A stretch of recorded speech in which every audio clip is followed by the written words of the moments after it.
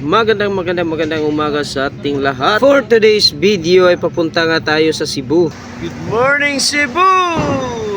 Sa sobrang tagal ngayon lang ako ulit nakabalik dito. Bali yung destination namin ngayon ay papuntang Mualboal. Pero dadaan muna kami sa Karkar para tikman ang kanilang malupit na lechon. Wow! Tapos ay pupunta din kami ng Simala Shrine dito sa Cebu nga para makapagsimba. Eto, dumating na nga kami sa Pier 4 ng Cebu. So guys, good morning! So diyan namin sa Pier 4 guys. Balikan niya ramin ni Donggo ang alas 2 since karon patataada mong sundo tulog sumigbalik dito sa barko. So nanawag naman nga na ana. Magbaktas na may padong sa Pier 3 kito ada sa Pier 3 gihulat. So guys, diade may kauban nagdaghabol. Gidalang habol sa barko. Sulod sa bagay. So dito na pala kami ngayon sa aming sasakyan. Maya-maya aalis na rin kami. Dahil nga di pa kami nakapag-agahan, nag-stop over muna kami dito sa Karkar. Eksakto't kakaluto lang ng lechon kaya kami yung unang naka-order. FYI guys, Karkar nga pala ang kilalang paggawaan ng masasarap na chicharon. At eto na nga yung sinasabi kong masarap na lechon. Sana all. Kitang-kita mo nga naman sobrang nakakagutom tignan. At dahil nga ready for attack na tong mga mukhang ewan, ito namang si Bim Xiao ay napagutusang dasalan yung pagkain. Medyo nahihiya pa yung loko. Ayaw pabaliban.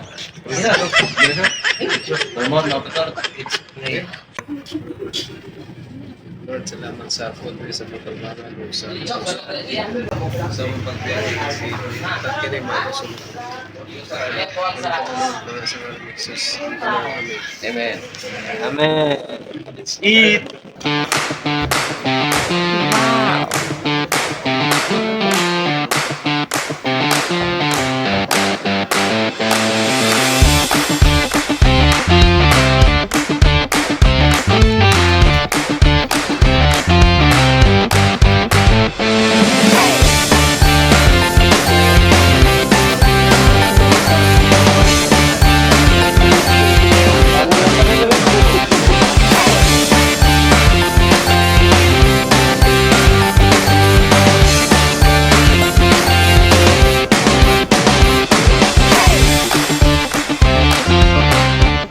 Dahil nga napasubra tayo sa kain, kaya diretso tayo sa mamahalin nilang CR.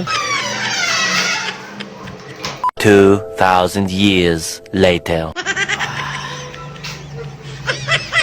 Pagkatapos kong tumae, dumiretso na kami sa Cebu nga papuntang Simala Shrine.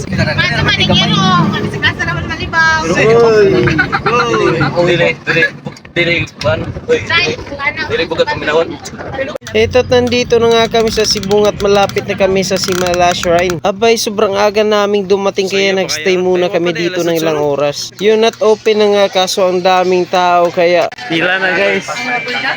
Pila, tasig pila. Taas kang pila.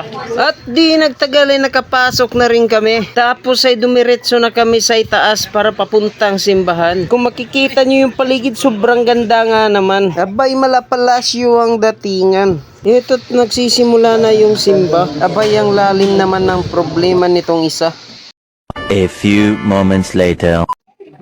So guys, tapos na po yung misa. Pagkatapos ng misa ay pumila kami guys para makahalik sa Our Lady of Lindugon Shrine o mas kilala bilang Simala Shrine. Kung napapansin niyo, sobrang haba ng pila. At dahil nga naghiwa-hiwalay na kami, ito yung nakasabay ko sila Bim Xiao. Nakalagay nga dito sa bubong yung mga proof ng mga gumaling at yung mga nakapasa sa mga exam. Tsaka mga letter ng pasasalamat nila. Sa wakas ay nakarating na rin ako sa Birhen at nakalik din. Salamat naman. At dahil nga di ko alam kung nasan yung mga kasama ko kaya naghintay na lang ako sa ibaba. Yung pagkatapos namin dun sa Simala Shrine ay umalis na nga rin kami.